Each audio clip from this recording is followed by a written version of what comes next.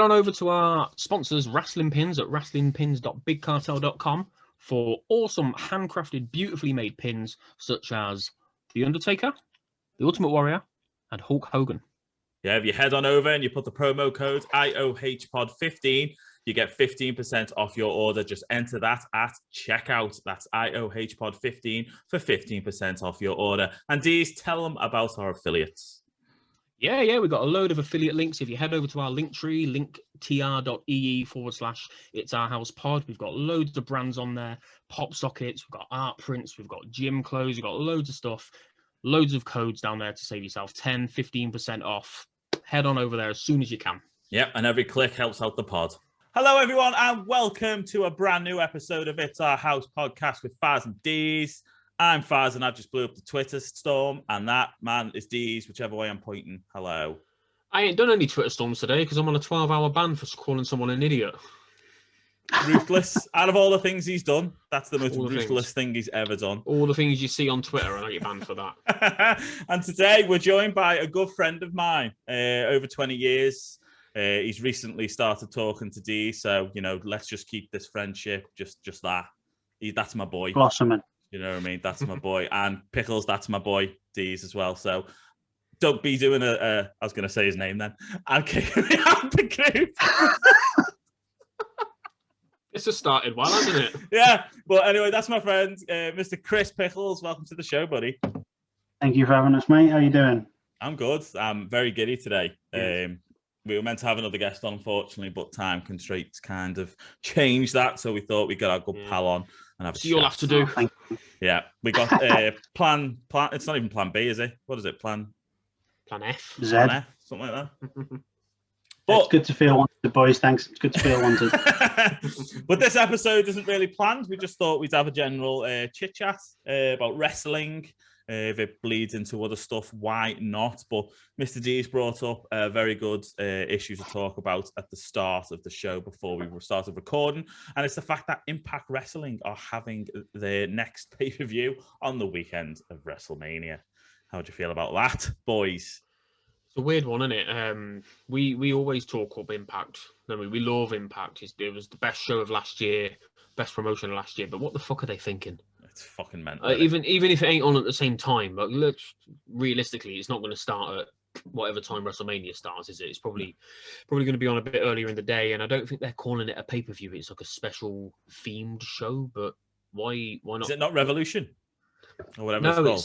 It's the Tommy Dreamer hardcore. Oh, yeah, it's Tommy Dreamer's. Ballsack. I don't know what it is. It's got TJP on Ballsack? it. Did you just say Ballsack? Yeah, it's hardcore Ballsacks. I completely skipped that then. Thanks for that. Who in their right mind puts on a show that's got TJP on it on the day of WrestleMania? Like, even the most anti-WWE of people still fucking watches WrestleMania, don't they? Yes, very much so. Pickles, what do you think, mate? I struggle to get my head around something like this.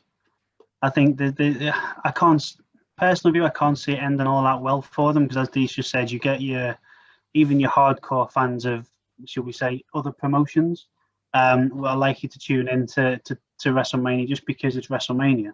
Yeah. So you would hope, because as you boys have said, it was a fantastic show last year. You want that to continue, but I don't know. There's a whiff of other stuff about this for me. If that makes sense. 100%. I think they purely set it up as kind of a distraction, just solely to see if they can pull eyes.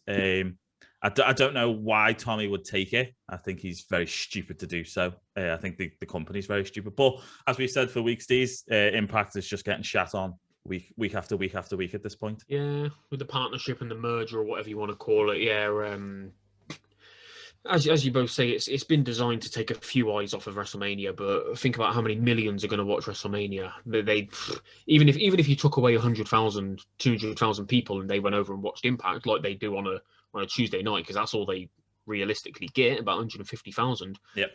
WWE ain't going to give a shit. No. That's not for global views. It's going to be insane. Those people are still going to end up watching WrestleMania a few days later. Yeah. And they'll still watch night 2 of WrestleMania. Yeah.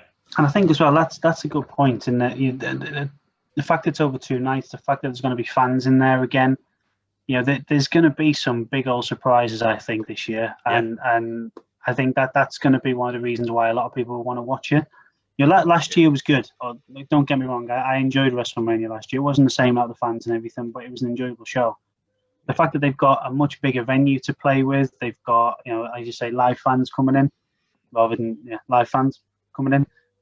There's going to be some surprises there, and I'm really intrigued to see what they're going to do. Well, it's not even that; it's the increase now. Originally, it was meant to be 25,000, but I think it's 45,000 now, and it's only 45 each night, 60,000 or 80,000 seater, something like that. I think so. It's not even going to look that empty, is it? In terms of how they could shoot it, because all you need to do is do hard cam, and it's going to look like a full They'll arena. cut off a few areas, put some cardboard cutouts or whatever in them, and you know.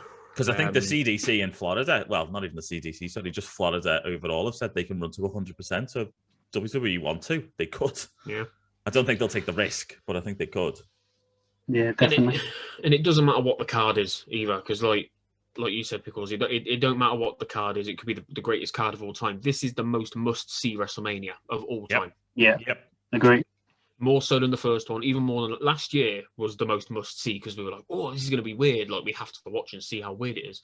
But this, everybody's been desperate for this. So yeah, and I might even get a bit teary. I'm not going to lie to you. Just seeing them back, it's just going to be a hell of a show. And you know, the card is already, excuse me, starting to be slightly stacked. I think the way they booked it this year has been awful. Not in terms of the feuds, but how quickly they've done it. Like, I think we got 2 matches on Raw this past week, which was the week starting the 15th of Drew versus Lashley and AJ Styles and what's his name? I've always Omos, yeah, against the New Day. So, you know, 2 feuds. And Bliss versus Randy Orton in the Fastlane, which is a bit of a weird one. But I'm looking forward to it. To be honest, I'm looking forward to the whole thing. I'm looking forward to WrestleMania overall. I think there's going to be, as you said, Pickles, there's going to be some hell of a surprises. You know, 100%. Wouldn't surprise me if, you know, we have John Cena show up, if we have maybe even The Rock show up for a little thing with Reigns. I just think it's going to be fucking off the chain. I can't wait, to be honest. I think you look at some of the matches; they are going to be. They look like they're going to be really, really good. You know, some of the. I'm one of these. I don't find a point of 2 pay-per-views in between Royal Rumble and Mania. But if it gives them the opportunity to set up some feuds and use it properly, then I think they have to do it. You know, for me, the Edge Reigns feud, I think the inclusion of Daniel Bryan and that over the last few weeks has made that much more watchable for me. Mm-hmm. And I'm kind of hoping that after Fastlane with Drew and Lashley, they do a bit like the old Master Lock challenge type thing with the hair lock, and you know, he comes out and he says, "I can break this and I can do all this," and it kind of takes. Weird. I was watching that last night. I literally last night watched Lashley break the Master Lock, like the first person to ever break it. It's weird that you should bring that up. Yeah, it's just podcast was meant to be. It was based on on Raw when he put Sheamus in it after the match and Drew got in and you know, you kind of think, oh, now that could work. That could be quite an interesting one. And but you know me, Carl, I'm all about story building with wrestling. They can't just drop things in. There has to be a story to it. Yeah. And for me, I would look at it as in he doesn't break it at any point when he's under the challenge. He breaks it at Mania, and the pop and everything that will get if they do it properly. Yeah, he breaks it out, and they hits the ropes, Claymore. Exactly. 1, 2, 3, over. Exactly. And little things like that is what I'm kind of hoping for and looking forward to. But as well, I would put, I don't know what you boys think about this, I might be going off tangent here, but put one of the world titles on one night and the other on the other. Now, I don't know whether that would be the plan anyway. I think so. But have Lashley and Drew main event one night as the main event, and then have Edge and Reigns do the other one. And because the Universal title at the minute is seen as being higher than the WWE title in the pecking order because of how good Reigns has been with it. So put the WWE title main on the Saturday, it gives it a bit more of a push as still being an important belt, doesn't it? So there's little things I think there's going to... Yeah, and as you said, it's with the fans being back as well. I think if you do have the Drew match on last on that Saturday, he's going to get the pop, isn't he? He's going to get probably the biggest pop of his entire career when he wins, because I think that was always the plan for him to win it in front of fans again. But also, I think do you think, just like it with last year, do you think there might be a bit of fatigue, or do you think that because the fans are back, we might just get over it a bit quicker? Because how long is it still going to be on? Is it still going to be 4 hours a show? 5 hours a show? I'm not sure. I would have thought between 3 and 4, because the show by itself one night is 7, isn't it? Or is it 107 or 9, isn't it, with the pre-show? With the greatest battle royal, or whatever that garbage is. Oh, mate. The Andre, just no. Baron Corbin's going to win that, any D's, your boy, for the 735th time. Yeah, do it. Why not? I've got a few thoughts on all of this, like, because we've touched on quite a few things there. Like, as much as I'd like that for the 2 men's title matches, I don't think it's going to happen. I think night 1 will be Sasha versus Bianca, just purely because Bianca. She won the Rumble, and it's always been the thing, hasn't it? Like, you win the Rumble, you main event WrestleMania. Well, now you've got the opportunity to have 2. So both Rumble winners. Events. Yeah. And there's it's a good shout, actually. Rumble winners. So that's probably going to happen. Definitely. Lashley versus Drew. I feel like we're getting Lashley versus Drew purely because Drew used to be champion. Like, there's been no number 1 contender. There's been no gauntlet match. There's been blah, blah, blah. Nothing like that. It's just like, oh, yeah, what happened to no automatic rematches? Yeah. And it would have been perfect, wouldn't it? A Fastlane? Yeah, exactly. Like Fastlane. What number 1 contender match? I agree with what you said, because I don't like there being 2 pay-per-views between the Rumble and Mania. I'm fine with there being 1. I don't think there's any need for Fastlane. The Chamber I like, because at least you can build the other side, like the other show. Yeah. Have like we had the 2 elimination chambers, didn't we, this year? Yep. And I don't think we really needed the second one. I don't think we needed the Raw one. I think the SmackDown one was fine, because we knew that Edge was going to be challenging for the title. Yeah. You know, what's the point in having someone win the Rumble, knowing they're going to challenge for a top title, but then having 2 chambers where you're going to get 2 contenders out of it? It just didn't. They should have used the chamber just to find the challenger for the show that the Rumble winner hadn't picked. Challenging, isn't going to pick. I think the problem is, though, he didn't pick, did he? Up until that point. Yeah, they should have him picked. They should have him picked sooner. I mean, it's stupid. We all knew. Let's not mess it out. We knew what it was going to be. We knew weeks in advance. Do you think it was a bit of a thing for Brian, though? Kind of last run, give him a bit of a. I don't think so. I think we spoke about this before. Obviously, Daniel's now writing for SmackDown, and you can tell he's producing for it. You know, the fact that Cesaro is in the picture now kind of says a lot. Drew Gulak's kind of just been forgotten in the history of books. Nakamura. Yeah, Nakamura's going to be there. It's going to be very interesting to see where that dynamic goes, because obviously Seth and Nakamura looked at each other as well. So whether that might be a triple threat or a 4-way with Murphy thrown in.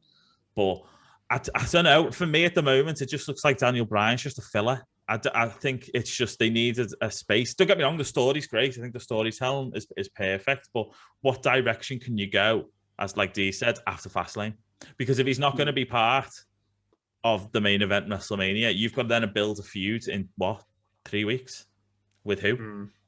I can only imagine it's to, like, I assumed when Christian came back at the Rumble that maybe for the next month or so we'd get Edge and Christian reunited, ease Edge back into things again, because obviously this was a really long injury layoff. So I know he's got his match coming up against is he wrestling Jay soon? Yeah. I think he's Edge and Jay, yeah. Whoever wins is the enforcer of Fastlane. Yeah, that's it, yeah. So we'll know that by the time this episode comes out.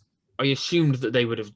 I assumed that they've put Bryan in there just for the same reason that when Daniel Bryan first came back from retirement, they had him teaming up with Shane. Shane, yeah, it was Shane against Owens and Sami Zayn, wasn't it? So just to protect him, I assume they want to see how Edge reintegrates and see if he's got any ring rust and stuff, because you don't want to then just put him out at WrestleMania against the face of the company, Roman. Yeah, get killed. If there's any doubts, if there's any like niggling issues there. Interestingly, on Fastlane, it's literally just popped up about 5-10 minutes ago. And we were talking about this before, Carl. Carl. I've never called you Carl before. Faz. Sorry, that's my fault. Faz. Faz. It seems as though they've pulled Braun Strowman versus Shane from Fastlane. They're not advertising it anymore. Very strange. Which is interesting. Well, Maybe they're Exactly, saving it for depending Mania. on- They're going to save it for Mania. Yeah, I assume God. that they're saving it for Mania, and we were I saying thought it would be a before- Mania show anyway. I didn't understand why you'd want to put it on the I Fastlane. thought it was. Yeah, I think the Fastlane match was just meant to be one-on-one, so I was assuming, there'll be some shenanigans. Strowman will still be angry. They'll have a last man What a stand way or- to make Strowman look like a bitch, though, by the way. Get Oh, man, absolutely it's fucking been- destroyed by Shane McMahon. It's been pointless. It's just Remember when it's he one was of it's flipping like over the Shane trucks? Kevin Owen things. Yeah. I think what I'm really interested in to see what direction they go in with is my boy, Kevin Owens. Obviously, I thought what this might be leading to is maybe an Usos versus Kevin Owens and Daniel Bryan at Mania. But Yeah. now Kevin Owens seems to be interacting a bit more with Sammy. So we could have Kevin Owens versus Sammy at Mania. That'd be fucking epic if that happens. Mm. But obviously, KO still wants to jump off that ship, doesn't he? He's still got that lined up. So it's going to be fantastic if he gets the opportunity to do it at Mania, to jumping off the ship in the stadium. Oh, of course. He said it on the 24th, didn't he? That's what he wanted to Yeah, do. I remember now. Yeah.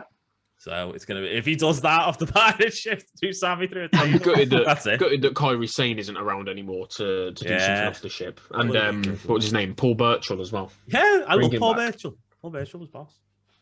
Yeah, All so- I remember of Paul Burchill was his feud with William Regal, when Regal ended up having to come out dressed as like a, what was it? He was a woman in drag, wasn't he? Yeah, I just loved his finisher. His finisher was boss. It was that one where it's like a reverse rock bottom where they jump backwards. Mm. I really like that. But Yes, yeah, it's very going to be really interesting to see where they go with all of them, because we still don't know who's going to challenge for the tag titles. We really still don't know what's going to happen with the Raw title. Obviously, I've got a feeling it's going to be Charlotte versus Rhea, with Rhea probably winning it at Mania. We know the SmackDown, but we don't know what Bayley's doing. There's quite a lot of big talents that still don't have feuds lined up. Yeah. Yeah, I mean, It was they nice could, to see. I was going to say they could. I don't know. With there being 2 nights, there's going to be a lot of filler. Well, they've got to have the women's rumble, so maybe Christian Bale. Maybe Bayley wins that. Maybe Bayley wins the women's. Yeah. What is it? What was it? Used to call the Mo. What the fuck is wrong with me? Mae Young. the Mae Young Classic. Yeah, not Mae Young. No, that's the classic. What are you talking about? You're as bad as me. Was it? I don't Yeah. know. They were going to call it something, weren't they? But they didn't. They were going to call it the Fabulous Moolah one. That's but, the that one. was it. Fuck for He that. was a I don't know where you scumbag. got Mo from. Mo Salah, the Mo Mo Salah. Salah. Rumble. Yeah. That means everyone will just dive out the ring themselves. Ooh. Cheeky bastard. They're above us by. Oh no, wait, we're on joint. Scumbag. Okay. That's for a different podcast, though. I know what we can talk about. Go for it. I have something I want to talk about. I want to talk about the single funniest thing I've seen in many years of being a wrestling fan. Obviously, this will be a little bit outdated, but I'm pretty sure people will still be talking about it probably forever, because it's certainly up there in at least the top 5 worst botches that I've ever seen. And you can give it the whole bullshit, oh no, it was on AEW Dark and that's the developmental show. It's one of them. No, I'm sorry. Luchasaurus versus Cesar Benini. Cesar Benini, who's been wrestling since 2004, so the better part of 20 years. Luchasaurus, not as long, but Luchasaurus looked like the fucking... He looked like the pro in that situation, because he was directing traffic. He was telling Benini. Yeah, what but you're to not do. meant to point. You're not meant to go and run at the ropes, lad. No, and Not give the nod. when the fans heard, I remember when fans heard Seth Rollins sort of like training and coaching Dominic Mysterio during their match, they went all in on it. It was like, oh, you shouldn't be able to hear these audibles. You shouldn't be able to hear the cues and shit like that. I'm looking forward to seeing more excuses coming out over. They're not going to, mate, because they've absolutely forgotten about it straight away. And this, right, it's gonna come out, the rage, right? I'll say it again. AEW has a lot of potential. I actually quite like a lot of their talent. I think they've got a very, very stacked roster. But from a business management point of view, they are fucking clueless. They are clueless on the direction they want their company to go. They are clueless. Say how you feel. Say how you feel. I'm going to. They're clueless in terms of the direction of feuds. if you're not in the top 10 wrestlers in that company, they're just throwing you in for a laugh whenever they feel like. I'm sick of 15 versus 15, 8 versus 8, 7 versus 7, all that bollocks. And Tony Khan is the worst. The worst man in the world. Man in the world in terms of cutting a promo. Next week, D's, 75 minutes, 9 hours from now, you're Chris, you're getting a match, and then D's, you over there. Dynamite? Raw, Impact, maybe. I don't know. Sorry. Garbage. He literally came across like a man who's never been outside, never had a conversation with another human being before. Fucking embarrassing. Yeah, and then I got attacked on Twitter by Mr. Cody Rhodes himself because he's a big man. Because someone else, by the way, wasn't even my tweet. Someone else pointed out that at one point, Cody Rhodes and both Taz said they would never have an authority figure. And what was Cody's reply? He owns the company. So what? Vince owns the company, but he's playing a character when he's on screen. It's not real. Our friend Eric Bischoff. Yes, Cody. It's not real, mate. Vince Russo on screen. Vince, Shane, Steph, Triple H, all on screen. All with power backstage. They are backstage, but the second they go on screen, they are an on-screen authority figure because they are on screen and they are an authority figure. I would think somebody as, I assume, intelligent as Cody wouldn't be this fucking stupid. Exactly. And then that condescending hat at the end. Get a grip, mate. You're earning how much? And friend. Come on, friend. Hey, friend. You're earning how much a year? And yet you're attacking, someone for having an opinion on something you've said. That's the difference here. We're not making it up. You tweeted and said It's no Tony Khan coming out and being a fucking grammar Nazi, is it? Yeah, grammar Nazi. Grammar Nazi. And again, go on. Pickles. I've got to be honest. I haven't got the following you boys have, so I feel like I can get away with saying this. I've always struggled with AEW, and don't get me wrong, I watch it as much as I can, and I'm a couple of weeks behind at the minute. But there's been other things like the news and EastEnders and stuff to watch instead. But I just One division. That one. Division as well. Yeah, Paw Patrol. But it's like you said.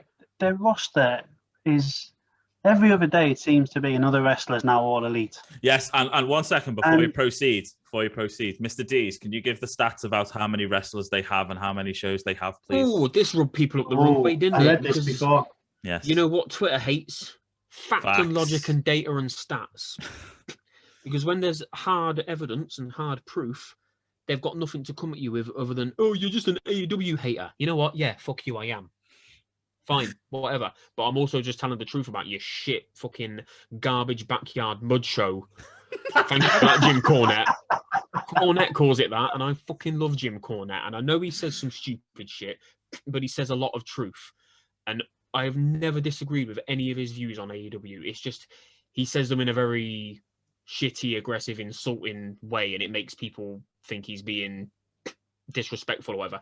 He tells the truth. I don't think he should be calling Penelope Ford a slut, but his views on the product are fine. Right, hold on. Let me... Okay, so AEW currently have 92 wrestlers on their roster. And people cried up, oh, but what? Some of them are injured and some of them are tag teams. I don't care. They've been signed. There are 92 of them. WWE have got 95, and that's across Raw and SmackDown. So wrestlers that are exclusive to those shows. You've got one main roster show on AEW. You can cry and whinge and say, oh no, we've got Dark. Oh no, we've got Dark Elevation. Yeah, but the last time I bothered looking at Dark, you still had people like Kenny Omega and John Moxley appearing on it. So it's not exclusively for your jobbers. It's not exclusively for your mid-card or undercard or to build your women. Heaven forbid they would ever use their women properly. So they've just planned a main event feud, a main event match on Elevation when no one give a shit. just put it that way. There you go. But sorry, go on, Chris. It's taken them a year and a half to give Pickles, Britt Baker. Oh, sorry, it's given them a year and a half to give Britt Baker the spotlight that she deserves as well. So, and she's amazing as well. For me, you could quite easily slot her into the main event picture in WWE and with the women's wrestlers, and she wouldn't look out of place. Yeah, she's got character. She's got moveset. She's got everything. character, exactly, and it's exactly that. But the reason I struggle with it is pretty much what you said earlier, Faz. It's that there isn't a lot of feuds, but there's a lot of feuds, if that makes sense. There's always there's nothing that you can really. I've never been this whole deathmatch situation with the Sparklers. I just couldn't get into that feud from the start to finish, and exactly, so there's a feud there, but it doesn't draw you in the way some other feuds do. But do you know why? Do you know why? One of the main points is you have Jon Moxley, who is Wrestler of the Year, and then below him, Kenny Omega, right? We can argue about that as well. But of course we can. I probably will get lynched for that. But you've got these two, which technically in AEW's history should be the feud, the biggest feud they've ever had, right? Yeah. But at the same time, you have Kenny Omega in a feud with Rich Swann on Impact and the Moose. You have him arguing with the Young Bucks at the same time. Mm-hmm. You have him arguing with authority figures at the same time. Where's your feud? Yeah, exactly. Where the fuck is your feud? Exactly. And the difference is, I was thinking about this last week, on SmackDown, when we saw Dolph Ziggler, Bobby Roode, Otis, and Chad Gable against, it was 4v4, wasn't it? Against Street Profits and that. And it automatically sprung in my mind, each one of these people has a reason to be in this match. Yeah. Every single one of them has a reason to be in that 4 versus 4. When's the last time you said that about AEW with their 10 versus 10? That's the difference. But then the argument you then get from people on Twitter is that, well, they're using their roster, but they're not using them in a way where they're going to benefit from anything. No. There's nothing there that if you were to be flicking through the 2-hour show, you'd see a match like that. It'd be the one you'd fast forward through. Yeah. And then you'd look for the bits where there is a bit of a feud going on. So it's just all a bit messed up. Don't get me wrong, the talent that they've got, they can have a massive future. I genuinely think that because they have got a lot of good talented wrestlers. They just have this is going to get me some heat, but they haven't got Vince McMahon, and I know Vince is a bit of a he's kind of love him or hate him character, but he's still the brains behind what WWE have become in the last 30-40 years. And I had an argument last week where they brought back John Laurinaitis, didn't they?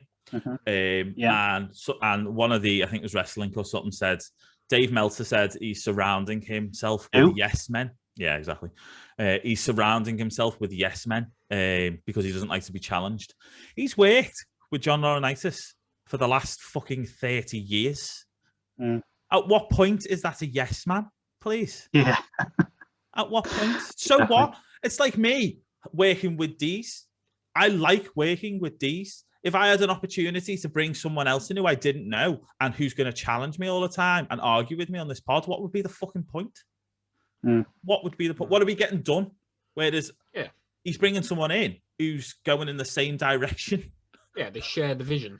Yes. The same vision. Exactly, yeah. It's just, it absolutely baffles me. And I don't think anyone in AEW, and I'll pass this on to you now, Deez, I don't think anyone in AEW has a direction of where they want to go, because how many fingers and pies have they got? The game, the AEW game they're setting up. What is Kenny Omega's focus is meant to be on that, but he's also in charge of the women. Yeah, and he's also appearing in Impact, and he's also appearing in AEW. Yeah, so I mean, what are your thoughts, mate? Fucking that dark elevation thing. I think that's where he was, wasn't he? When that whole bullshit promo was done. Yes. My thoughts on the AEW roster. I pretty much echo what you guys have said. It's an incredibly talented roster, especially when I look at some of my favorite guys. Like they have some of my favorite guys, like Pac, and I love Eddie Kingston. People like that. But like MJF is on fire right now.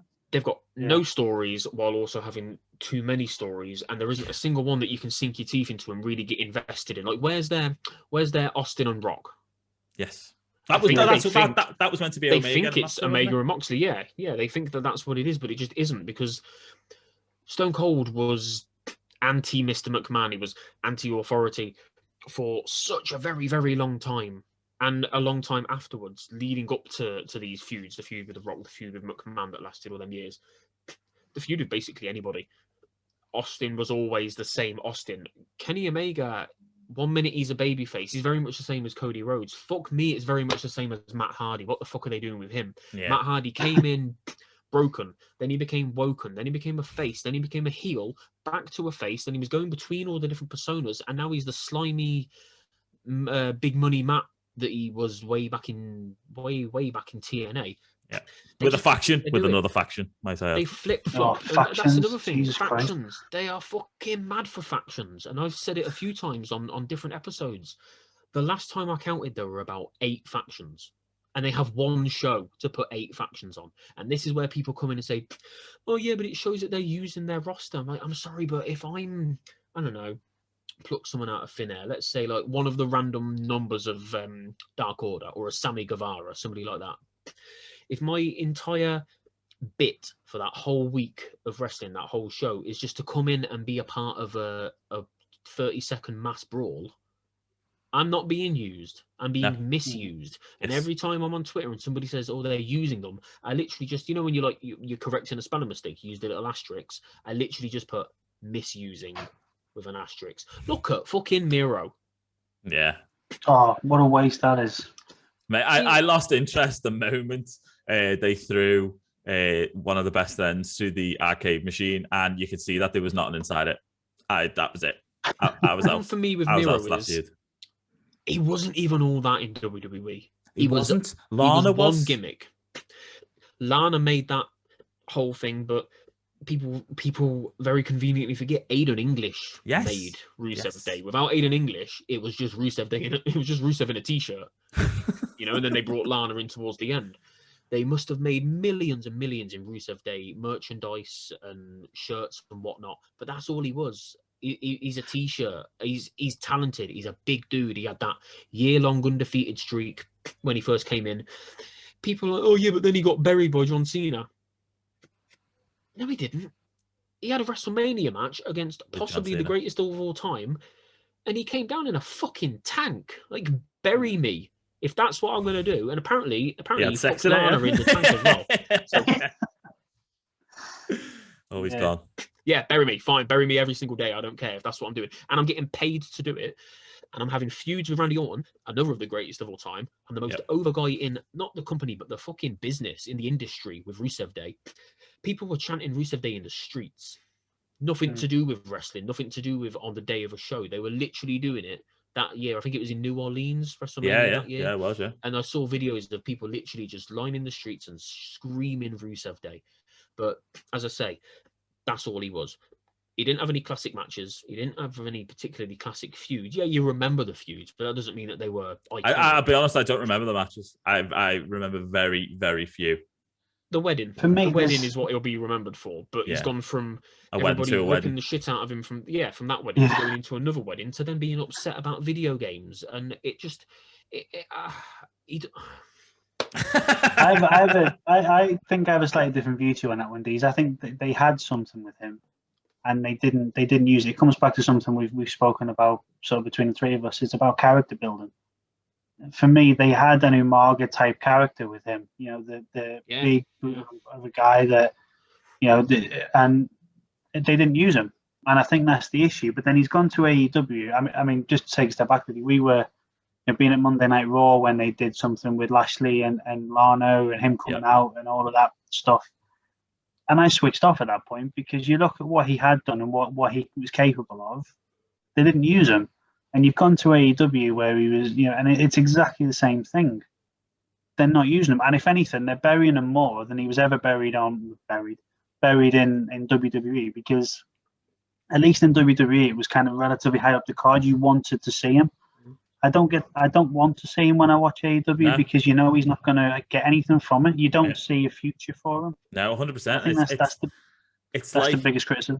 Every single person that they're signing for signing's sake. Yeah. I've said it from the start. If you're going to bring in someone, if you're going to sign a talent that isn't for developmental like NXT do, if you're going to sign a main event talent, you sign him with a plan in mind. You sign him knowing what his storyline is for the next 2-3 months.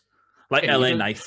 You don't do a WWE. I can't wait for that, by the way. Like, obviously, I love WWE. I always have done. There is a hell of a lot wrong with WWE, and one of the main things is they've always signed people to stop other companies signing them, and that's exactly what AEW have started doing now. You know, look at their mid card. They could trim look, that number of 92.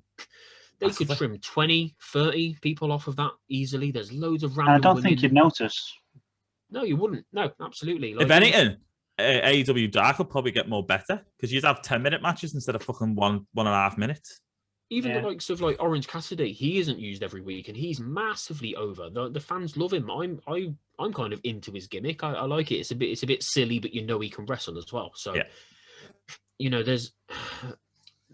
they're falling into the trap that TNA and WCW fell into. And I said this a year ago when I was writing for different websites. I wrote an article and they wouldn't let me go with the title of how can AEW stop themselves from becoming TNA or WCW 2.0. And they were like, oh, because, you know, that might not happen. It might upset the fans. It might be disrespectful. I'm sorry, but they're not just signing people for the sake of it. They're signing nobodies, literal nobodies for the sake of it. Like about a week or so ago, Tony Khan did a tweet, because obviously he fucking did. And it was one of your usual, this random person you've never heard of is All Elite. And he was like, this guy's been helping us out on AEW Dark for months, and he's on a fucking 30 loss streak, and now we've signed him to AEW. Like, okay, cool. Right. So are you going to use him? Or is he still just going to be on Dark? You know? Danny Limelight, who we were meant to have on this show a couple of times. Big deal. Good wrestler. He's been on Dark like 3 times. Nobody cares. Like WCW's problem was they were signing a lot of ex-WWE talent, but they weren't signing the top talent. Yeah. Obviously they were under contract, and obviously they were doing other things and that, but like WCW should have only been going for guys the likes of Undertaker, Triple H, blah blah blah, whoever was a top guy at the time. Yeah. You know, rather than it's the same reason, isn't it, why the Invasion failed? Because it was just exactly. I was just thinking that. Why it failed. They signed Hulk Hogan when it was already too late. Hall and Nash when it was already too late. And the NWO was massive, obviously. But these guys only had a certain amount of mileage left in them. Yeah. You know, Ultimate Warrior when he was already basically not irrelevant, but wasn't going to bring more eyes to the product. Macho Man. Even I know you love him. Bret Hart was exactly the same. Oh yeah. They're signing them because they're there, and they don't want them to do anything with WWE. So they'd rather. It's just baffling. They from day one said we will not be WWE. We won't sign everybody from WWE. We're going to be sports focused. We're going to have a sports like presentation. It's gone. It's a fucking indie show. It's literally an indie show. I would rather watch something like Game Changer Wrestling. Yeah, and I think what's really surprising about it as well is how many talents supposedly hate WWE once they've gone. Isn't that funny? It's like in a contract they sign with AEW that they have to just go on the nearest podcast and just slate WWE, because why not? Even though that company's paid you for how long? Didn't have to. And you, Deez, you've said it 1,000 times on your tweets. These people agree to stay. These people agree to sign contracts. There's a few that jump out. Mike and Maria, that's a big one. Yeah. They lied to WWE. They hid that she was pregnant, and then they signed a new deal. Then they said they were unhappy, and then they signed another new deal. The one that always jumps out for me, JR. Yeah. How many times was he fired by WWE? Gone. He was fired a handful of times. Didn't stop him coming back, did it? No. There were other promotions at the time. I know they weren't as big, and obviously it was like your Impacts and your Ring of Honors and whatnot, but there was work that he could have gone to where he didn't have to go to somewhere where there were so many demons and there were so many bad memories and stuff. He willingly, gleefully, happily went back there. And even left World of Sport, didn't he, to go back? Paid a lot of money to do it. Yeah, and he was passionate about World of Sport. We spoke to Grado about it. Was he, though? He was apparently a driving force behind it. And then as soon as he got to go back to WWE, he went for it. Paul White, as we've mentioned a few times, 20-odd years in WWE, paid. He was a prominent figure. Everyone around the world knows the Big Show. You look at him and you know who he is. Gone to AEW and he started talking shit about them already, even though Vince let him leave, gave him his well wishes, and has left the door open for him to come back if he ever wants to come back. Yeah. Like, Also, let him go and do a Netflix show, might I add. Also, had him in the main event of WrestleMania.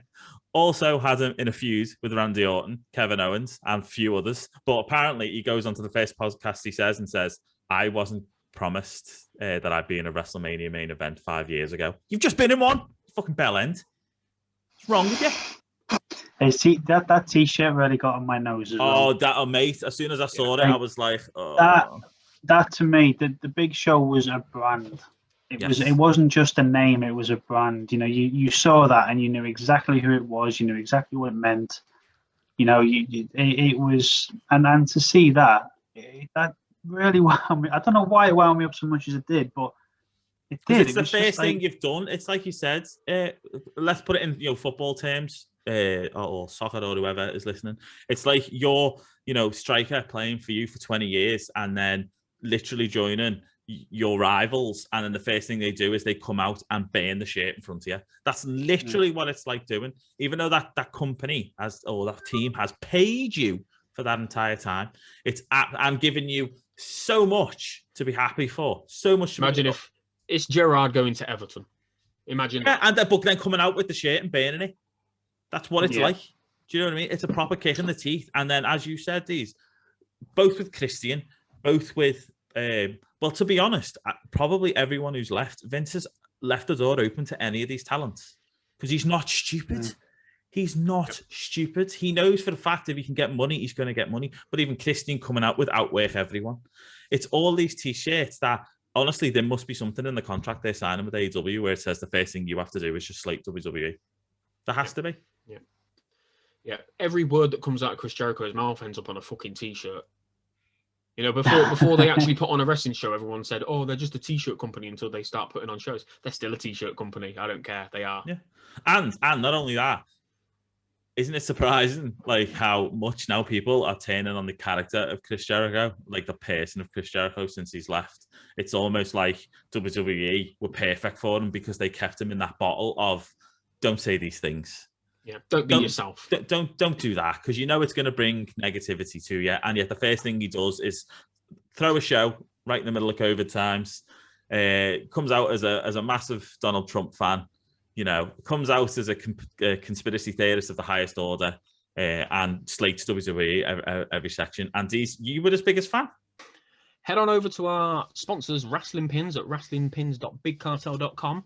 for awesome handcrafted, beautifully made pins such as The Undertaker, The Ultimate Warrior, and Hulk Hogan.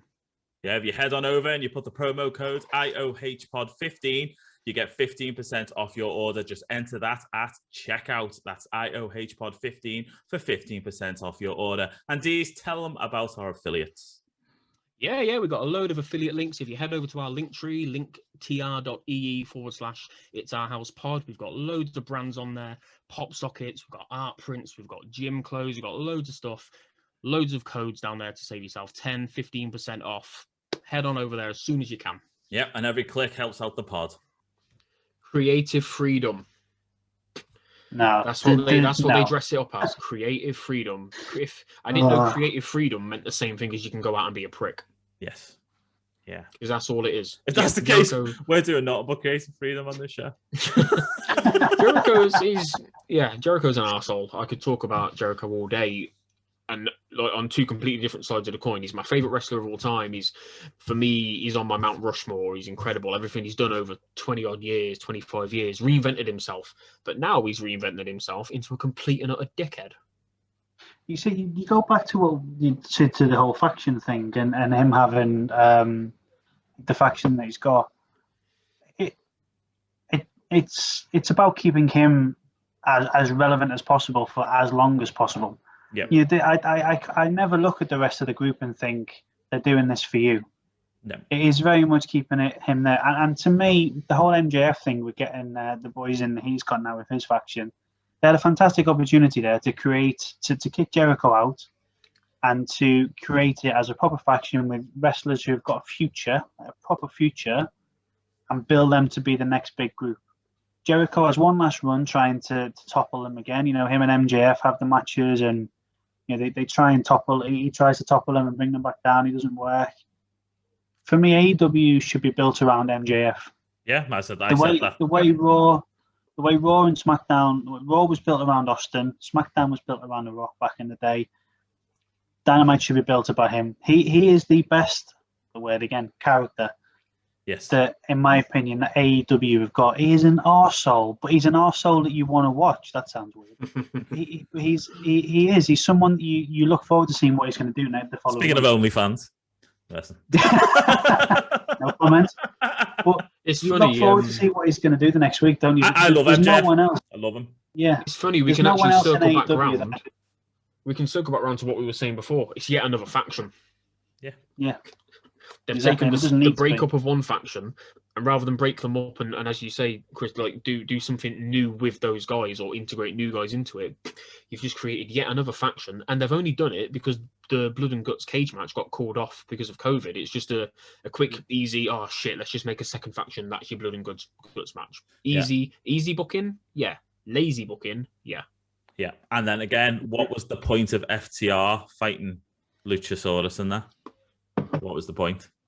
Yeah, what have they got to do with it? What was that leading to? What was the point of Perfect 10, Sean Spears disappearing for 3 months? What was the point? Yeah. So what, so you can come back and kick Sammy in the face with a chair? Try and make people forget that he had Tully Blanchard on his dick, probably. Yeah. And then, as you said, you've got this, FTR going back saying they want to make a tag team wrestling relevant. And yeah, no, mate, you're just in a faction again. You're in another group, pal. It's not a tag team, mate. That's a faction. It's a group. It's a completely different thing. Yeah, they like the good thing about a faction like Hurt Business or New Day, you always know who the tag team is. Like, look at Inner Circle. There were like 3 or 4 potential tag teams in there. Like, I want to know that in my Hurt Business, I've got Cedric and Shelton, and then I've got 2 singles guys so that they can get all of the gold. But like I say, you could have multi-man tag matches just within fucking. Well, they had it, didn't they? They had Sammy and Hager, MJF and Jericho. Proud and Powerful. And then Proud and Powerful. You had 3 tag teams in there. And the ones that they picked were were MJF and Jericho. By the way, I don't know who it was who tweeted this, and if they're listening, then I apologise, but let us know. Like, comment and let me know. And I'll shout you out for it. But somebody tweeted to say, in fact, maybe it was you, Faz, I don't know. Like 4 or 5 years ago to the day, LAX returned to Impact. And they came out. I should have took that, shouldn't I? That was me. Yeah. Oh yeah, definitely me. Yeah. They came out and they were badasses because that's what LAX are. They're like that sort of like gang mentality and that sort of like, you're not to stereotype, but that sort of like Mexican cartel, like those kind of thug. Yeah, but originally it wasn't even them, was it? Wasn't it Hernandez and someone else? Yeah, was the original LAX. So this isn't even them, is it? Homicide. Yes, that's the one. Might have been Homicide, I'm not sure. No, it was, yeah. But they came out, they were badasses, they hit the ring, they cleared the ring, they destroyed everybody, and now they are literally playing like they're playing bitch to the likes of Jericho. They're sitting in the background. You don't even recognize them as the official tag team within that faction. They are taking people and just ruining them. Yep. I don't see any way back for them. Yeah. If you're going to do, sorry to interrupt, if you're going to do a faction, for me, and I think Carl's going to wet himself on the side. The Undisputed Era was the perfect faction, in my opinion. Way it was set up, you had your tag team, go after the tag titles with fiction already. Oh no. Cole, who was the leader, would go after the belt, the main belt, and it was a proper structure to it. You knew what was going to happen with it. You knew who was going to be in what point of the card, and it worked. It was a clear path. It was a clear vision of how it was going to go. And it's the same now with the hair business, because to me they're the only reason to watch Raw at the minute. Yep, 100%. I think they're amazing. And again, you have that set out. You have that structure. Even if MVP comes back, you can slot him into the US title picture. You have that structure about it. And I just think too many factions, not just in AEW, but kind of across the board, really. don't have that plan of how they want to take the faction forward. It's all about, let's just get them all in the ring. They can all talk, and then if they have a match, they have a match. Yeah. There's no structure to it. No, there isn't. And I thought, especially the way Tony Khan, Cody Rhodes, and all these people spoke, my original thought process was that they were going to have basically a giant whiteboard. It was going to have everyone's name on it, and they were going to go, right, that person's going to feud with that person over 6 months doing this, this, and this. That person's going to feud with that.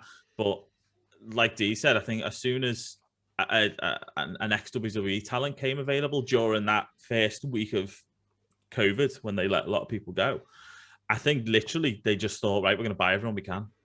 And you've completely whitewashed then what your plan was for the next 12 months. Yeah. The reason why people wanted to watch your product in the first place.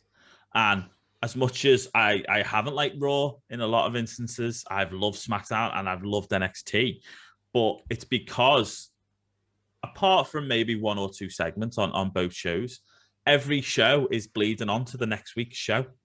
Like I had someone yesterday say, like they're building up Bronson Reed now and they've done nothing with him. He's literally in a fight next week, or tomorrow or tonight, whenever it is, with LA Knight. So he's obviously gonna be feuding with him at Mania. So they've got a plan for him at their, not Mania, sorry, but their 2-night event. Oh, Standard Deliver. Yeah. Yes. What plan have they got for Sammy Guevara? What plan have they got for Jake Hager? What plan? They had a plan for Sammy Guevara, didn't they? He was going to go over and do stuff in Impact, and he said no. Even he doesn't want to be part of that fucking partnership because he probably doesn't even understand what the benefit of is. No. So it's going to be really strange to see where they go, how they go. You know, I put up a tweet last week saying, where does everyone truly see AEW in 10 years? And a lot of people didn't think it would be around. I don't know. I think it'll be around. I think so. I said Tony Khan will go down with the ship. I said, I don't think he's ever going to walk away from it. It could be the worst show ever, and he'll still be pumping money because he doesn't want to be seen as the fella. Yeah, that's what it'll be. Yeah, it will still be around, but it will be in a very different format to how it is now. Look at TNA. Look at TNA, how they, Global Force Wrestling and all that kind of mess there, and then they became Impact, and Impact's doing great. Yeah, probably it's not doing as good as TNA was doing at its peak, at its absolute best, but it's still there. The fucking cockroaches, they'll never die. They'll always claw on and survive somehow. So I think AEW will still be around, but I don't think they'll be hitting the same numbers that they're hitting now. Mm-hmm. It all depends on if shows move nights, if NXT moves to Tuesdays. Streaming platforms. That hasn't been confirmed. Yeah, and TV deals and network deals and blah, blah, blah. If AEW ever try and do a network or something like that. But well, aren't they saying, because obviously you're really into this type of information, but isn't the fella who signed them to TNT, he's not there anymore? Yeah, he left not all that long ago. And they're actually not that interested in wrestling anymore, I guess. Yeah. I've heard some rumblings like they're not happy with like one of their flagship shows getting under 1 million, under 800,000, whatever it is that they're consistently getting. I don't know how much truth there is to that, because I've seen it on random websites, but until Dave Meltzer says something, it's not real, is it?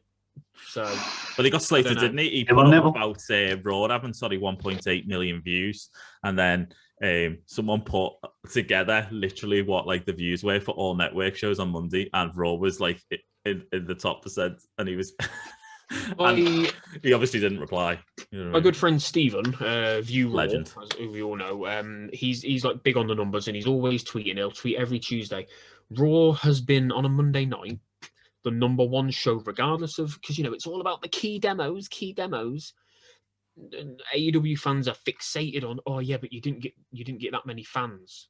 It doesn't matter how many fans you get as long as you get the key demos. Even if NXT beats them by 1,000 viewers, if they get the key demo, that's all that they are concerned with wanking over. But the key demos, I understand that they're important, why they mean so much to networks, for advertisers, for sponsors, for blah blah blah blah blah. But Raw is consistently, I think only twice this year they haven't been the number one show. Yeah, literally twice. Why have you done that? That was even. Yeah, I'm kind of got a glare on my head, so I was trying to move it. We can still see you, mate. It's all good. I just disappear then. Only twice this whole year, these nearly 4 months of the year, have they not been number one in the key demo for that night across all of cable. And yeah, they're only getting 1.8 million, but literally any network worth its weight in gold. And Steven says this all the time. Why wouldn't you want 1.8 million and be in the number one show like South Park? Yep. But as you said, there's no one is pulling in. And this is the fact, the infatuation that a lot of these fans have. No one is pulling in the numbers from the 90s. No one is pulling in. You're never going to get that again. No, because you have streaming platforms. 1.8 million watching it live. Viewing habits have changed. Yes, but Adiz has mentioned this every single week. In 24 hours, they got 14 million views on one of their YouTube clips. It's insane. 14 million views. Nobody is watching anything other than Raw on that night, no matter how they get your eyes on it. You're either watching it through people tweeting shit, you're either tweeting about it yourself and then that gets WWE trending, or you're watching their YouTube clips, or you're watching them on Instagram Live, or you're watching them whatever it might be. You are watching WWE content. And if you're one of the people out there that talks shit and says that you don't watch it, chances are you're watching the top 10s on YouTube anyway, because how do you know so much about it? How do you know that Raw was shit if you didn't watch it? Because you're watching it on YouTube. Sure, you didn't watch it on the telly live. Oh, well done. You've stopped USA Network getting one extra view. Aren't you a big man? I say it every week. They other than Monday Night Football, like American football, not soccer, when that's on, that obviously consistently gets number one in the ratings. It's the biggest sport in the country, NFL, and that it's huge. It's bigger than all the other sports combined, I imagine. But when there is no football on, Raw is the number one show in the whole country. It is that simple. It doesn't matter, as you both said, you ain't going to get the 9 million people viewing that were viewing it in the 90s and in the late 90s and whatever. But why does it matter if you're still number one? The networks are still happy. They're still giving you your $1 billion deals. So a Peacock giving you their $1 billion deals. You're clearly doing something right. You're making money, and that's all that Vince McMahon cares about. Exactly. Money. It's a business. Any business wants to make money. Exactly. And then you've got the, even from a booking perspective, what WWE are really good at is giving your feuds or giving your debuts or etc. on a show that they plan ahead, whether it's a pay-per-view or a Monday Night Raw where they know they're going to get numbers. And Cody and AEW decide to put Shaq on a random Dynamite on a Wednesday. Just a waste, isn't it? You have Sting on a random Wednesday. You have Christian on a random pay-per-view, which cost you $50. That was a. And he didn't actually do anything as well. He signed a contract and took it off again. Exactly. I think we're bashing AEW a lot here, but I suppose it's quite easy to do at times. That you look at some of the celebrities that come in. For me, the perfect example of that was Floyd Mayweather at WrestleMania against the aforementioned Big Show. Yeah. They built the story, and Shaq is as big, in obviously several other ways, but is as big as Floyd Mayweather in terms of people who know who he is. Yeah. Put the money in it to build it as a proper feud, and you put it onto your flagship pay-per-view. And if you've built it right, you'll get the viewers and you'll get people buying it. Just put it on a random night on Dynamite isn't going to... I don't see the point. No, I know he's come out and said it's about, we don't want to put everything on pay-per-view and it's about giving people who can't afford it the opportunity to see it. But then that's where you do your storytelling. That's where you build it on Dynamite over a period of time so they can see all of that happening. And then if they decide at the end of it, I want to see the payoff, they'll look to get the pay-per-view. Exactly. But who are you watching in that match? What was the point? I'll say it again. What was the point? You had that woman on. Who was that woman? I can't remember. Jade Cargill. Yeah. Why was she there? Just randomly. What was the point? The only bit I remember from that match is the table. Yes. I don't actually remember the match itself. Even though everyone said Shaq was great in the ring. It's a bit like what I was saying about Edge earlier and like Daniel Bryan. Like, I know why they made it a tag match or why they made it a mixed tag match. It's to protect Shaq. It's to make Shaq not look 7 foot tall and incredibly slow, like he's running through porridge. I understand. I understand the booking around it. The problem AEW have is like, Chris, you made a really good point there of like you you put these stars on your flagship pay-per-view, you build it on your weekly show, on your flagship weekly show, and you give the teasers and you give the little like, ooh, could they, will they, won't they, and all these like interactions, and like you say, properly build a story that people care about.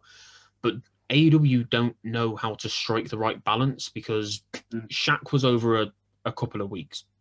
It was no more than that. I know he had a sit-down interview, water thrown on him, some stuff with Jade. I think it was maybe at most over a month. How many fucking times did we see Sting do the exact same thing of just walking down to the ring, teasing that he might have a match, teasing that he's going to do something with Darby Allin, teasing that he's going to take on Team Taz? It was literally months. They don't know how to strike that balance between investing enough time and investing too much time, because not just because I'm so famously anti-AEW, but I genuinely didn't give a shit about Sting by the time he actually got round to doing what they wanted to do with him. And I know a lot of fans didn't. And I speak to there's not many of them, but I speak to some rational, logical thinking AEW fans who are quite happy to bash it. Like I and all of us will criticize WWE no matter how much we love it. Yeah, 100%. Even they didn't enjoy Sting towards the end. They were like, oh, this is mental, this is massive. And I sort of did as well. I thought this is a huge signing. He's a name. Yeah, I remember you saying it, yeah. Everywhere he's been, he's a name, and he's known, and he's a legend, and he's the icon. Regardless of what he's going to do, he's still going to get people watching. But, yeah, it was overkill by the end of it. You knew where it was going. You could see where it was going 2-3 months in advance. Yep. And it just took way too long to get there. It just killed that mystique of Sting, and they fell into that same old trope of doing things the way WWE do them, of having like a one-on-one match that becomes a multi-man match, that becomes a brawl, that becomes Sting, one old 61-year-old man. Sure, he's got a baseball bat in his hand, but there's fucking 4 guys in the ring. Will Hobbs is a tank. Brian Cage is a tank. Taz, his son. Yeah, but do you remember when they signed Will Hobbs? He was meant to be the fucking next big thing. I haven't heard a peep out of him. Babyface as well, and then they just chucked him into a heel faction a few weeks later. I haven't heard about him. But the problem is like Sting's going down, and we know Sting is this badass, and he comes and he's a vigilante and he wipes people out. But you got 4 big dudes, or at least a couple of big dudes and a couple of smaller guys in the ring, running off scared from one old man. Yeah, it'd be the same as fucking Ric Flair comes down and scares off the Hurt Business. Yeah. It's like what you said. The same with Thunder Rosa, wasn't it, last week? There was like 7 people in the ring, and she ran out, and they all ran away. It's like, no, they all shit themselves. Just turn around and kick her ass. Go on, Chris. Bizarre booking. I was just going to say, WWE did a similar thing in my view with Sting, in that there's this whole story about Triple H not wanting to put people over and all this sort of stuff. For me, they were completely wrong, in my opinion, not to have him win at WrestleMania. I think I think even for me that should have happened. EB on our show said the same thing, that neither Triple H or Sting we're fully happy with how it went, but we've got to remember, which is understandable. Exactly, but we've got to remember it's not as simple as A plus B, is it? There's so many outside factors there. You're at Mania. Can you have Sting go over Triple H? Probably not. But from a WWE, WCW perspective, no. From a fan and pop perspective, I would say yes. Yeah, but when they bring in NWO and DX, that's WWE versus WCW. That's exactly, and that's what I was going to come on to. That's the point. That's what I was going to come on to. Sting briefly joined WWE to be a headline name for the Hall of Fame. That's how I feel about it. And I loved it. I loved it. It was. His debut was one of the best debuts of all time. I'm not bothered. Yeah. Survivor Series. It was amazing. Amazing. Yeah, I enjoyed seeing him there. I wasn't that bothered. I was never the biggest Sting fan, but I was happy to see him there. I thought it was a really cool moment. Nice that he got to be a part of, the main company, the big in the big leagues, like he never got to back in the day. I liked him in TNA as well, especially Joker Sting. That was brilliant. Yeah, that was good. But yeah. Yeah, but the one thing WWE got right, though, and I will say it, they kept the mystique. That was the difference. He never came out ranting. He made the appearance when he needed to, like when the present got pulled up or whatever it was, and he was underneath it, and his debut at Survivor Series. He never overstayed his welcome in the ring. Whether he would have done that, before the injury, I don't know. But he never overstayed. It's like you said, they bring them out now to fill in 30 seconds. That's it. Yeah, that's it. And at least he had a feud with a few different guys. Like we knew it was going to lead to him versus Triple H, but he had a great feud with Seth Rollins. Yep. You know, whereas in AEW, he's been there for like I don't know the exact length of time, but it's been at least sort of 3 or so months, and it's just been one feud, just one never fucking ending feud against the same exact 4 or 5 guys. The problem is though, they don't have a pay-per-view to end it, do they? They have the pay-per-views are so far apart that's meant to be the goal. The goal is you get to the pay-per-view and then you have your match, isn't it? Yeah. But then I don't think their roster, as big as it is and as misused as they are, I don't think they've got a strong enough roster to have more pay-per-views. I don't think they've got a strong enough character building session. This is what I was going to say. But then you would use someone like Sting to help build those characters. I know they're trying to do it with Darby Allin at the minute. Well, it's a bit like what we said earlier about Jericho and MJF and that sort of stuff. You use the experienced people to build up the younger people, but you have to do it right. Yeah, but have them in the feud.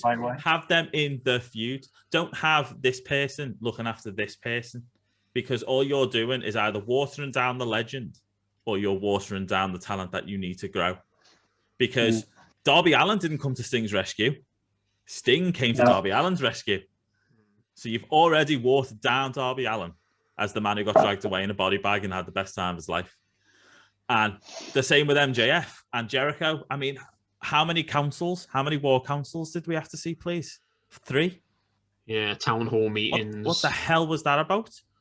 Do you know what I mean? It's the same thing over and over again with AEW. And I get, I'm not like these, I think they could do something, but I think they're so far up their own arse that they won't admit it. And that's the biggest downfall. I think they could, and I'd like them to. And I have this conversation regularly with my missus, because when they first announced AEW and they did that first, was it All In? Yeah. It was great, yeah. It was the very first thing. And then obviously from that, they spawned off Dynamite. If they ruined it, didn't they, with the sledgehammer? Yeah, in the months leading up to it, I was excited. And it's not because I wanted an alternative to WWE. I didn't want to go away from WWE. I just wanted to watch more wrestling. I wanted to watch underutilized guys. I wanted to watch people like Cody, who I was always a fan of. I wanted to see something different. I wanted to have more options. And I still do think that there is a lot that they can do, but they are so set in being anti-WWE, and they've just completely lost sight of what they were meant to be about in the first place. That's the problem. That whole rankings matter, and they fucking don't. And we're going to be sports-based presentation. Oh, okay. When was the last time you watched fucking NHL and they had an exploding barbed wire fucking hockey puck match? I'd watch hockey if that was the case. I'd watch hockey if that was the case. That'd be awesome. All the sticks are made out of barbed wire. It'd make the hockey fights a lot more interesting, wouldn't it? Just spikes on the end of gloves. That'd be good. I think they. The problem is now as well, they've been people say, they're still the younger company, they've not been around for very long. They've got extremely experienced people backstage who know how to be a part of a backstage, how to be a part of a writing team and booking and creative and all that. They've got a guy in charge who isn't new to sports. He owns Fulham. He owns the Jacksonville Jaguars. He knows what he's doing. He's got the money. The production could be better. The writing team could be better. The talent, the staff, the production and the camera crews and the lighting and the pyro could all be better. They've got the ability to give us something really special. They really could, but they just they're so, like I say, I keep saying they're so focused on not being WWE. I mean, obviously, we're going to end the show shortly due to time, but could it be that WWE have a writer's room that aren't predominantly wrestlers?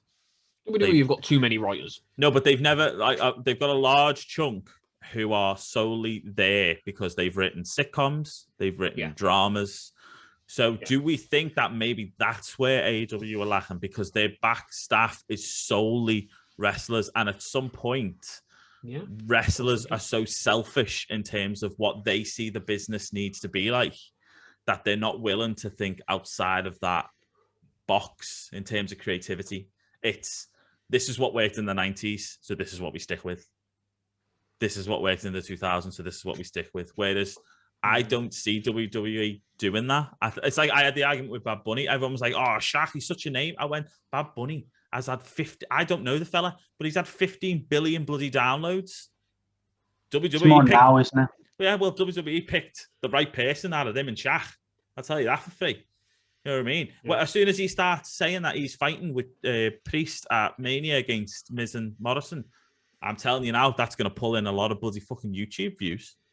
A lot of bloody YouTube views. And think of his entrance. So I think a big part of it for me is that you can sign all these legends. And I know EB was very high on it.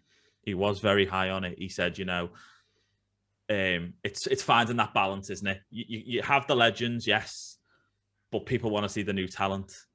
And I think WWE have got a better balance of that.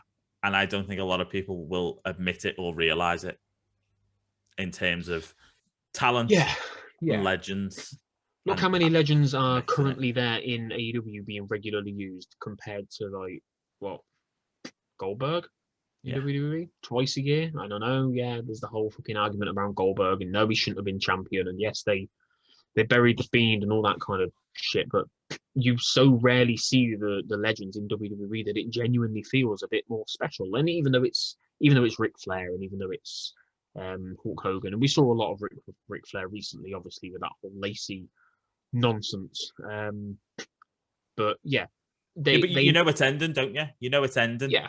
They know how to strike that balance properly. They know they've got a goal. They know what the legend is going to come in and do, where it's going to end, how long it's going to last. AEW, it's just like, oh, here's Christian. Oh, here's also Big Show. Oh, here's also Sting. You know, would they turn down a Goldberg? No, of course they fucking wouldn't. They'd have Goldberg in a heartbeat. Yeah, you're telling me he hasn't tried to throw money at Brock Lesnar? He tried to throw money at Hulk Hogan, and Hulk Hogan said no. And then Tony Khan came and was like, "Oh no, we didn't want Hulk Hogan in the first place." Like when a girl turns you down in a club, like, "Oh yeah, you're ugly anyway." Yeah, we offered him 3 million, 3.59 days ago, 756 minutes. I've got a question for you, gents. Go for it. This will be the last. No, this will be the last one. It was based on Eric Bischoff podcast that you did, bit of a plug there, you know, cheap pop and all that sort of stuff. And based on something you said earlier about the young talent versus the old talent, there was a question that you guys asked Bischoff about who do you see being the next star in the industry. Oh, you're throwing this at us? Now, he said Cody. Yeah.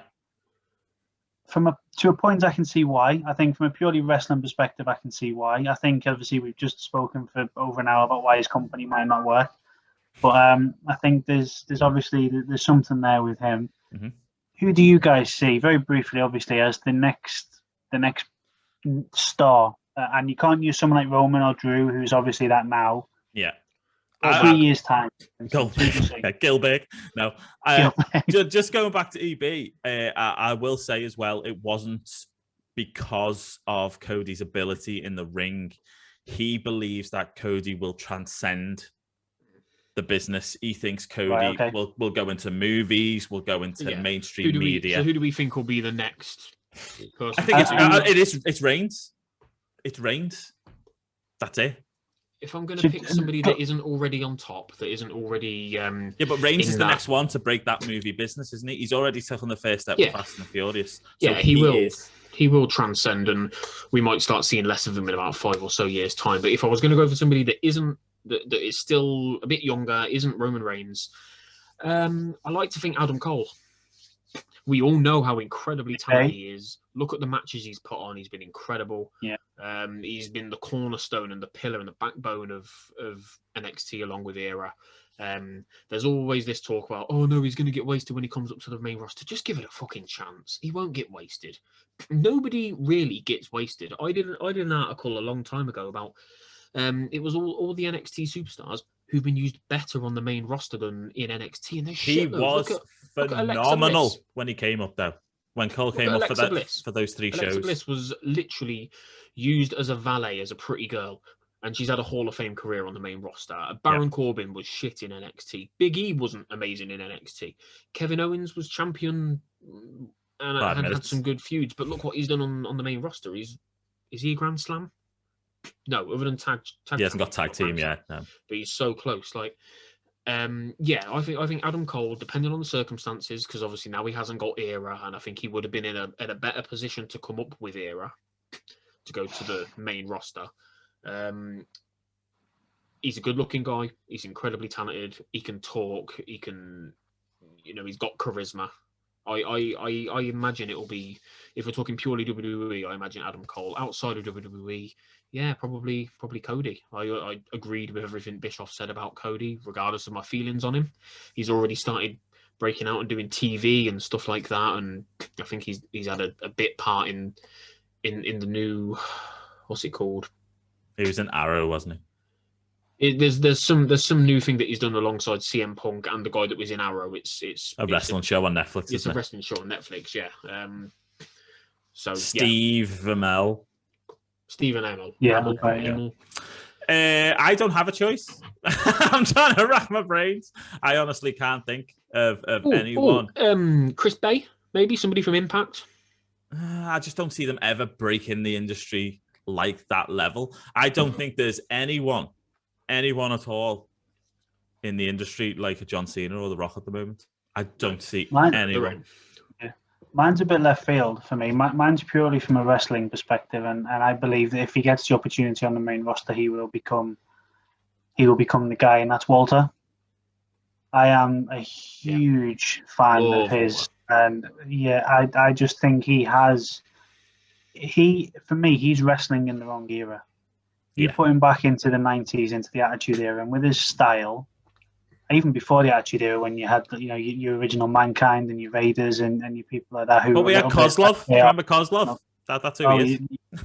But for me, he if he gets the opportunity, I think he could be massive on the main roster. I know there's this whole rumor that he doesn't want to live in America and he's happy in Europe and doing all that sort of stuff. But for me, as good as NXT UK, he's done. As I was going to say, as good as NXT UK is, as good as the independent wrestling scene is in Europe now, he's wasted, in my opinion. And I think the announcement tomorrow is going to be either around him dropping the title and going to NXT or something similar to that. Yeah, because all three other members are already there, aren't they? Yeah, exactly. And it's going to be a Thatcher thing, isn't it? It's going to be they're going to surround him, and then he's going to come out and probably destroy Thatcher. And then there was the Ciampa mentioned last week when he mentioned him last week, wasn't he? About the Walter in the UK title sounds interesting, but we'll look at that another time. Yeah, Karrion Kross versus Walter. That's a match. Versus Walter is a match. That'll be a hell of a fight. And we know we're going to get Walter versus Finn at some point as well, because it was meant to happen during COVID, wasn't it? That'd be a hell of a match. 3 names from left field, because there's also Karrion Kross. One. He said pick one, dude. Fuck off. 3 more names. Karrion Kross. There's big things ahead for him. Sasha, because I know she's obviously already started transcending. Sasha's a great choice. Mandalorian. Sasha's a fantastic choice. I think there's a lot more of her. She's not a great promo. She's a bit cringe, but she's a good actress, and we've seen she was very good. Yeah. And the other final one, bit of a weird one, Becky Lynch.